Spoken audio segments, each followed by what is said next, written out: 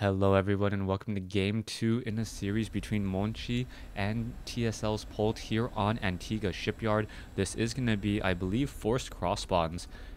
Supply depot down over here, no gold mineral patches. This could be the GSL or MLG version of the map. And then I believe both of those versions are forced cross spawns. I haven't seen a non-forced cross spawn in quite some time, especially if I saw that little mineral or this little supply depot down over here. But we'll see if these players do know if they just purposely scout out cross map. Now in game 1, Monchi doing a very effective, and I wouldn't say it was all in at all. He continued to chrono boost out workers, and he was very effective, getting up 2 immortals, using guardian shield and using force fields aggressively to prevent any repairing. One of the benefits of Protoss is that early spellcaster, that sentry, really great at attacking and defending as well. So some sort of kung fu move there, attacking while defending while attacking, being very balanced. We'll see what Polt's going to be doing in this particular instance. It looks like he will be opening up with a 15 racks once more. Meanwhile, Monchi deciding to go for a 13 gateway as well. Monchi, he opened up with a 15 nexus, which was extremely aggressive, but because of that early economic boost, the ability to chrono boost out more probes, he was able to really just surpass his opponent in terms of economy and attack with a much larger force, especially in terms of gas, when those Marines still did not have stim. Now, taking a look at how things are going to go down, Polt has not placed down an assimilator or a refinery just quite yet. Meanwhile, we do have an assimilator already finishing warping in now. So Monchi should be going into a cybernetics core and perhaps doing a 1-gate expand. 1-gate expand has become a little bit more popular. Oh, Polt now going to be forced to deal with this probe over here. The probe should be able to take down this SCV in about 8 seconds. Actually, a little bit more. Or what, 12 seconds, but now the Marine is going to be chasing it away, a new SCV coming over to build the supply depot, and there's not much that this probe can really do except for try to hide in the vents and not get shot down. The Marine does spot the probe. The probe's days are pretty much numbered. He wants to see if any gas has been established. He will get at least that critical scouting information as the probe does finally fall. Oh, yes, does finally fall at the hands of an SCV. The supply depot was lowered, and now we are going into a command center at the natural expansion. We'll see how this is all going to work out. SCV does spot the gateway. He does spot the cybernetics core, and he knows that it will not be as aggressive as the previous matchup, as we do see an engineering bay coming in. Now, if you're curious as to why players go for an engineering bay, the engineering bay has one of the shortest build times for Terran buildings, but at the same time, it has a lot of hit points.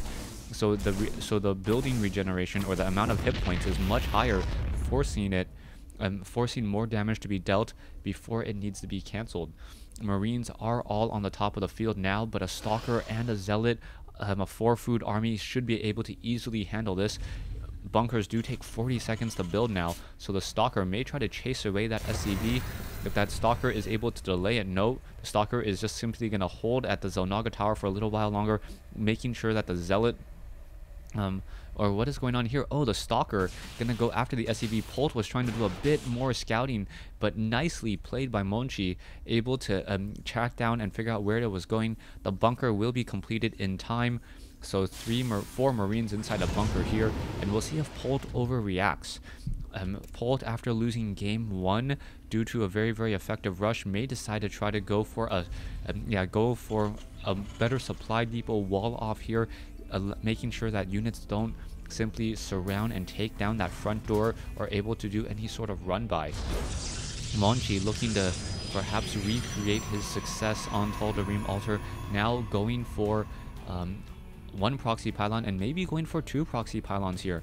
A second proxy pylon should be able to gain a little bit of sight onto the high ground here, and then warp in units almost straight into the battlefield. We can see that there are now 3 gateways, or 3 warp gates already up, as Monchi does finish up his nexus and is getting up some chrono boost, and now there is a proxy pylon on the low ground. Polt does not spot this. Stalkers are now trying to make their way up, trying to focus this down. One Stalker does go down rather quickly. SCVs need to make their way over to repair. It looks like the bunker will get destroyed as the Stalkers do have better range. And now they do spot the pylon being warped in. The Marines are going to, however, come over here and destroy this very, very easily as the Stalkers going after SCVs. One SCV down, a second SCV down. The pylon has been taken out. More units are trying to engage here, but the Marines are not going to have enough range to really push back these Stalkers, as a new bunker needs to be built. Perhaps a second bunker needs to be built as well, as there's a lot of pressure coming in on the front door. An SCV quickly getting destroyed once again, as now all the Marines are trying to come back in. The Stalkers playing and trying to play it very safe. Taking a look at the losses, the Protoss has lost a bit more now as more reinforcements come in again. There is still the probe hiding down here. It could still warp in an additional building or two. Harvester count is 26 to 33 with a mule in play, or 3 mules in play. So TSL Polt now should be able to take a very, very nice economic advantage in his, just taking a nice jump there, as it looks as though Monchi does not want to continue this pressure. It looks like he will be following it up with a Twilight Council, perhaps Stalkers with Blink. I think it's a little premature for Dark Templars, so maybe Charge or Blink should be the better option here, as we have a starport coming in, a reactor now being built. So it is going to be a reactor with medevacs, with Stim being nearly completed, and now Combat Shield being started.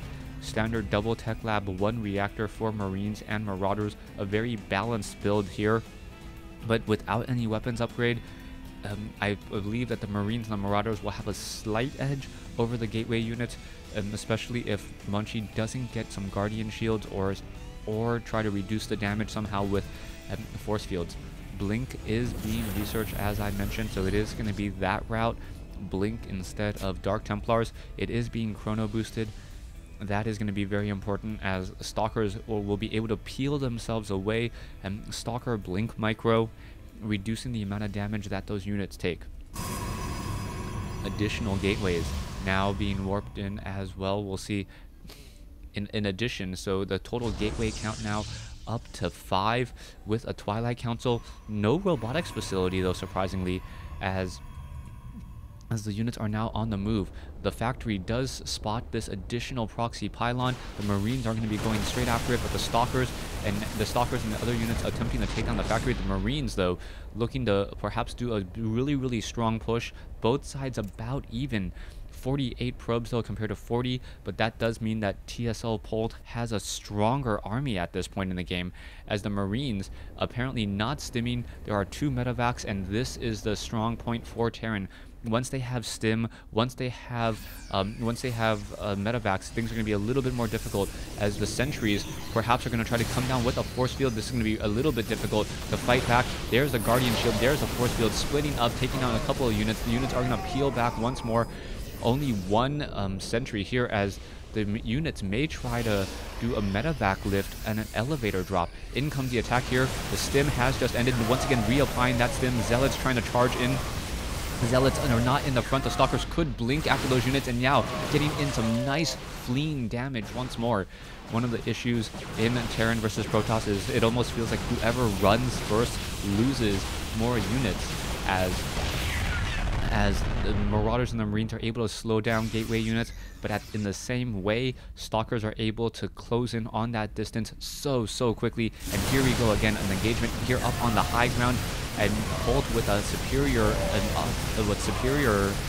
height advantage, able to really take reduced damage. But the Stalkers are going to be able to start blinking forward. The Marines don't want to engage. The Stalkers could have easily focused down more units.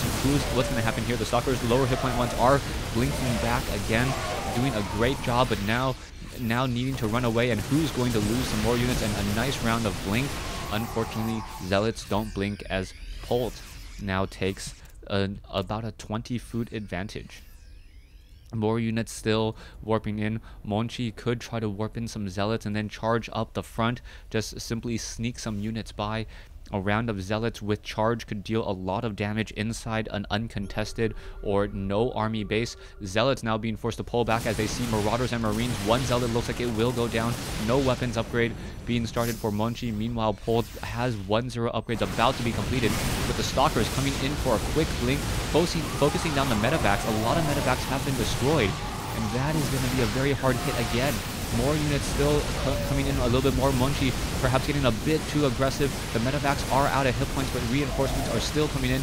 Two more medevacs now coming in for a bit more energy and a bit more healing, as those units are rather low. We'll see how this is going to happen. Some Marauders and Marines are in the back. They don't want to stim. The Stalkers are able to turn around or blink again, but the Marauders turning around once again. The Zealots don't have charge, and that may be the downfall here. Engaging without charge, and that means that those Zealots aren't really dealing that much damage. A new round of Zealots come in. 7 Zealots now being completed. This needs to be chrono boosted once more in order to be completed. You can see that a command center has been built at the 3rd base location. And now Monchi gonna lose this proxy pylon and lose this window of opportunity as Stalkers once again fall. Zealots still without charge, and they finally are going to have charge and attempt to run away. Now, you see Monchi doing his Dark Shrine effort when trying to get back into this game. Zealots being warped in, so to save up a bit more gas, enough for 4 Dark Templars. Now, Zealots now just trying to charge in straight in this battle. The Zealots now getting slowed down by the Marauders and the Marines. The Zealots once again able to close in on that distance, but Polt, with such a superior group of units, able to deal a lot more damage, as now the Marauders and the Marines chasing after more and more of those Stalkers. Another stim may come in. Zealots now going to engage again.